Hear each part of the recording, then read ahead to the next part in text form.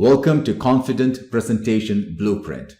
In this episode, we're going to speak about iceberg theory of success. Now, you might have heard of iceberg theory of success, but let me break it down for you and make it much more easy for you to understand. The very first is passion. Now, we all know what is passion. People say that you have to follow your passion. You need to ask this question to yourself. Should you follow your passion or not? Well, people would say yes, but what would you say? You need to understand one thing. You must follow your passion if that passion adds value to the marketplace. Let me repeat that once again. You must follow your passion if that passion adds value to the marketplace. If your passion does not add value to the marketplace, then you should not follow that specific passion of yours. Now, what is passion? Passion is something that takes your time. You don't even know the time is flying. Passion is something that you wake up from your bed in the morning and then you are ready to do it. Passion is something that's very easy for you to do, but it's very hard for somebody else to do. Passion is something that you are ready to do absolutely free. That is passion. For example, my daughter, her passion is cake crafting. But it's not necessary that somebody else would love to craft or to design cake. I have my own passion. My passion is to grow, develop, and excel people so that they can become excellent speaker, trainer, facilitators, and leaders. So everybody has got their passion. Now, if I ask myself, is my passion got a value in the marketplace? Does it add value in the marketplace? The answer is yes. I can also scale my business because I don't have to go and train each and every person. Rather, I can just take a video like I'm doing right now and I can post that video into my online academy and people can come and buy and learn from that. So therefore, I can add value to marketplace and I can have more people coming and learning from one single spot. At the same time, if I take cake, the answer is yes, it has got value in the local market, but not in the international market. What does that mean? It means that if I want to bake or if I want to design 10 cakes, it takes time. I can't leverage the cake until otherwise there is an automatic system or a system or automation which can help my daughter to create the cake, design the cake, supply the cake all over. If there is a system, then yes, it has got an international value where it is adding value to the marketplace. Otherwise, it's limited to the local market. So ask yourself, what is your passion? If you have a passion and if that passion adds value to the marketplace, then you must follow that passion. Now, that takes us to the second step. Now, all the steps that I'm discussing here, I'm taking you through, it's all happening behind the curtain or behind the screen. Nobody's seeing this. The market is not seeing this. People are not seeing this. This is all happening behind the curtain. So let's move on to the second one. The second one is work. When you talk about work, there are three types of work. Number one is hard work, and that is something we have been hearing from our parents. Work hard, work hard, work hard. Even our teachers, they ask us to work hard. If you're going for an examination, you need to work hard. If you're in the office, you need to work hard. Yes, that is one way of achieving your goals. But the second way of achieving your goals is to work smart. Now, what is the difference between working hard and working smart? Working hard, you will achieve what you want to achieve. And by working smart as well, you will achieve what you want to achieve. But the difference is when you work hard, it takes time. It consumes time. Whereas when it comes to smart work, you get the work done either by somebody else or you have an automated system which works for you. So there you save time. You leverage your money and you leverage your time. The third way of working is working with your heart. Now, what does that mean? Working with your heart means that even if your company, even if your business is not making any profit, still you hang on with it. You say that I love this, so let me continue with that. And that is very much connected with your passion. Now, there is a saying, your skill and your will take you to the top. Again, I repeat, your skill and your will take you to the top, but it is your passion and it is your purpose that will keep you on the top. Therefore, you need to have a passion, and you need to have the passion that creates or adds value in the marketplace, and then you need to work smarter so that you achieve your goal much faster and easier than hard working. That takes us to number 3. Number 3 is all about dedication. Now, what do you mean by dedication? Dedication is putting yourself there, putting yourself in the limelight, putting yourself in the industry, putting yourself behind the computer. Like what I'm doing, I have dedicated myself, my time, it's planned. So I'm here spending my time to record this video. You must be 100% dedicated. Now, that takes us to number 4. And number 4 is all about discipline. Now, this is something we have been hearing from the school days itself. You have to be disciplined in the school. Make sure that you wear your right clothes. Make sure that you respect your teachers. Discipline everywhere. Discipline is very simple. You should be disciplined every time, anytime. What does that mean? If you are a public speaker, you are a presenter, if you are on the stage and if you keep smiling on the stage and people like your smile, you have to have the same smile when you're off the stage. This is something which I learned from my own teacher, Les Brown. So be on the stage, be truthful on the stage, and once you're off the stage, you must be the same person who was on the stage. So it's all about consistency. If you are happy today and people see your face, very happy guy, and the next day they see you're very angry guy, so there is no consistency. When you are consistent, you will achieve what you want to achieve. Let me take an example, hitting the gym. Now, if you want to reduce your weight, if you want to cut down your weight, you have to hit the gym every single day or at least 5 times a week. Now, if there is no consistency and if you hit the gym once in a week and then you take a break for 6 days and again you go and hit the gym on every Monday, it's not going to work because it's not going to have an impact because there is no consistency. Now, when it comes to consistency, you have to check your entire life. Now, what does that mean?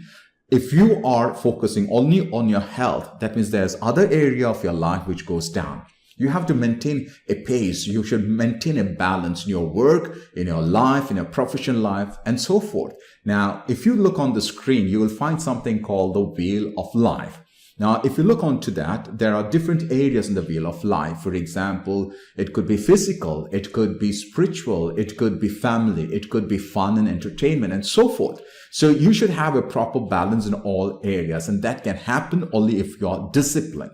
Discipline begins from the time you wake up till you go to the bed. That's discipline. There are a lot of my clients, these are multi-millionaires, and they contact me and they come for coaching, business coaching, life coaching, transformation coaching, and so forth. But one thing they all want is discipline. They ask me, what is that I can do so that I can wake up early in the morning?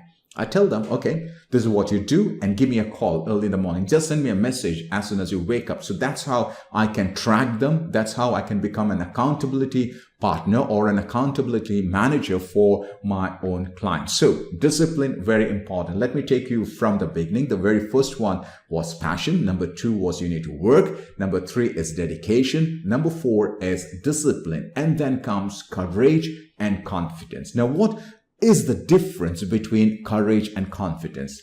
For some, it may look as same, but there is a major difference between the two. Courage. You need courage to take the very first step. Am I right? You need to have the courage to take the very first step. If you want to walk for 1,000 miles, the very first step that you take needs courage. If you want to fly an aeroplane, the very first step is to sit in the cockpit. That is called courage.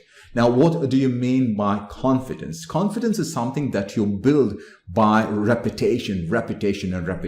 For example, if you fly an aircraft for 4,000 hours, then it becomes very easy for you. It becomes a child's play. It becomes a habit for you to go and sit in the cockpit. And though you have a checklist where your co-pilot would be reading all your checklists, but it's very easy for you to do everything. Similarly, if you are a public speaker, if you are a presenter, the very first time getting onto the stage, it requires courage. Am I right? So once you step onto the stage many times, then it becomes confident. You become confident to step onto the stage. Now, when it comes to public speaking, even if you have been on stage for 10 or 20 or 100 times, still each and every time there's a butterfly which comes in your stomach. That's good. Because though that is confidence, that is good for you to perform much better than you performed last time. Having all this, having your passion, working hard, working smart, working with your heart, then dedication and discipline, courage and confidence, there is no guarantee that you will succeed. There are chances that you can be rejected. Your offer can be rejected, your product can be rejected, your service can be rejected, and you go to a failure zone. That's possible. Now, when you go to the failure zone, there could be one thing that could happen. That is called disappointment. Now, disappointment happens to everybody. It happens to me as well because I'm a human being. So if somebody shuts the door right in front of me, now if you were into the sales, definitely you can understand what I'm saying. If you are a salesperson, it's normal that 90% of the people, they shut the door right in front of your face. And you either consider yourself as a failure and you go into disappointment, or you get it from there. Now, if you are disappointed, what happens? There are two things that can happen. Let me start with the very first one. The first one is called react. What happens if you react? Your brain is not working. You forget about what happened. You are now reacting to the situation. People react in different ways. Some people, they go for heavy food. They start eating up. There are people who may go for a cinema. Why? Because they want to relax and they just want to go for a film. Number three, people can go into smoking. There are people, when they are depressed or when they are disappointed, they look happiness. For that very specific pain, they look happiness in alcohol or drugs. And that's what they do. Now, it's very important. It's very important for you to understand that everybody goes through disappointment, but it is how you manage your disappointment. Now, in my case, when I get disappointed, I do get disappointed. As I mentioned, I'm a human being. So once I'm disappointed, maybe in my personal life or in my professional life, I have a tendency of eating. Now, I don't like sugary food. I don't go for deep oil or oily food or deep fried food. I don't go for all those things, but I want to eat something whenever I am disappointed. So I look for my pleasure in eating rather than going for something else. I don't smoke. I don't go for alcohol. I don't watch movies. No, I don't do any of those things, but I find my pleasure in eating. Now, let me take another example. You want to lose your weight. And you're so happy that you are shutting down your weight for the last 2 months. It has gone all the way down. And after 2 months, your weight has become stagnant, or what we call as a plateaued.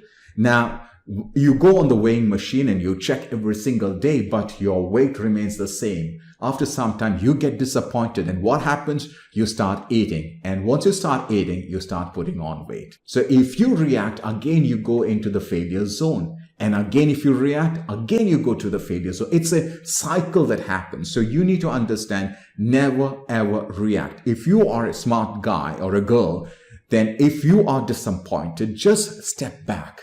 Just relax. Step back. And rather than reacting, you should now respond. If you respond, what happens? You get good results. And if you get good results, what happens? It's now time for you to grow because you know that this is working. There's a fantastic book that is available in the market, and you can see the book on the screen. The name of the book is The Success Principles by Jack Field.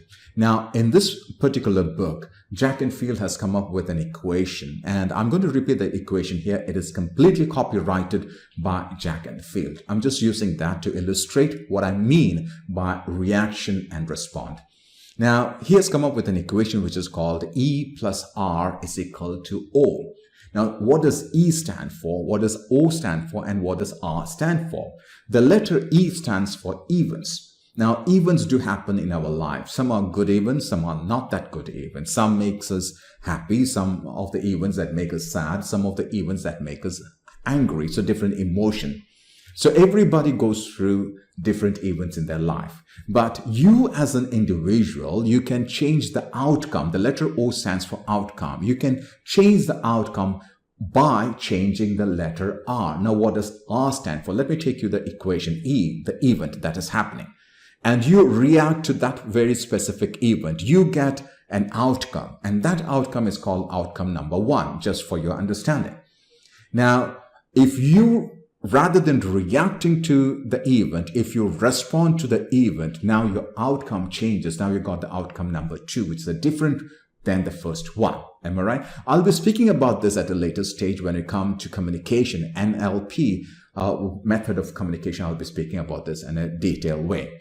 So you get a good result. What happens if you get a good result? Should you stop there? The answer is absolutely no. You should still continue. You have to evaluate, then you have to adjust, you have to readjust, and you have to improvise yourself. Only then you grow, or only then you scale. And that takes you to level 1 success. Now, when you reach level 1 success, should you stop there? The answer is absolutely no. Again, you have to evaluate yourself, you have to adjust, you have to readjust, and then you have to improve. That's how it goes to level 2 and level 3 and level 4 and level 5. Now, let's take an example.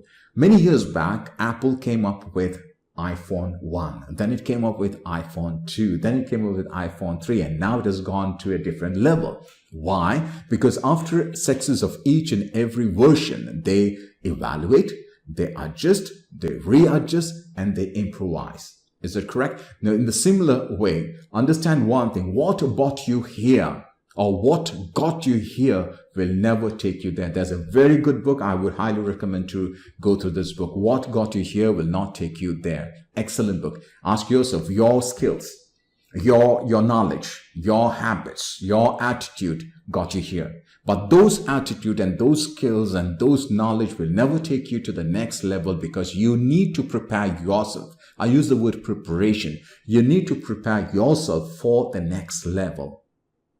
So therefore, you go to improvising yourself, you go to adjust yourself, you go to readjust yourself, and then you improvise yourself. Now, your success, if you want to reach level 5 in your success, you must think like a level 5 person. Once again, I repeat, if you want to get to a level 5, you must think like a level 5 person. If you think like a level 4 person, then you will never grow beyond level 4 success. If you think like a level 3 person, then you will never grow beyond level 3. If you think like a level 2 person, then you will never grow beyond level 2. And if you think about level 1 or level 0, then you will never ever grow beyond that. So you must always think high. You must always think big. You need to understand one thing: there is an imaginary wall of doubt. You create that wall yourself. Nobody else does that. You create that wall. And if your wall is bigger than your thoughts, then automatically what happens? You become smaller and smaller. So if your wall is bigger than your thought, you become smaller. This happens in every area, in your business, in your relationship, in your health, in your studies, and so forth. So if you want to be successful in your life, your thought should be bigger than the wall of doubt. I hope you got that. So in this particular episode, what we did is we went all the way from the extreme bottom tip of the iceberg. We went all the way to level 5 of success. Everything started from your passion. Again, as I mentioned earlier, passion, you need to ask yourself, is the passion adding value to the marketplace? Then yes, go with that. I want you to go back, rewind this video and see what I told, make notes of it, and ask and answer each and every stages of what is happening behind the screen. And are you evaluating yourself? Are you adjusting yourself? Are you readjusting yourself? Are you improvising yourself? If you're not doing that, you have to do that from today onwards in order to reach where you want to reach. And do not forget about the wall of doubt. Your thoughts has to be bigger than the wall of doubt that you create for yourself. Hope you enjoyed the session. I'll see you in the next video.